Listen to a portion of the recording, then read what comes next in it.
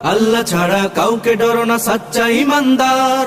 সকল বাধা দূরে ঠেলে বলো আল্লাহু আকবার, আল্লাহু আকবার, আল্লাহু আকবার, আল্লাহু আকবার, বলো আল্লাহু আকবার, আল্লাহু আকবার, আল্লাহু আকবার। আজান দিলে জবাব দিতে হয়, জবাব দেওয়ার খবর নাই, মাথায় কাপড় দেয়। আরে বোন, জবাব দেন আপনি। জবাব কিভাবে? মুয়াজ্জিন আল্লাহু আকবার বলেছে, আপনি আল্লাহু আকবার বলেন। মুয়াজ্জিন আশহাদু আল্লা ইলাহা ইল্লাল্লাহ বলছে, আপনি আশহাদু আল্লাহ বলেন।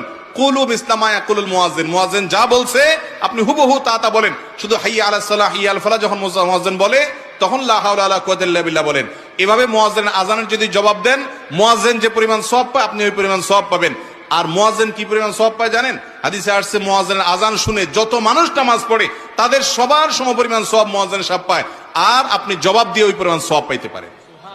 তাহলে আমাদের মা বোনরা আজান শুনলে মাথায় ঘোমটা দেওয়া না, আজান শুনলে কি করতে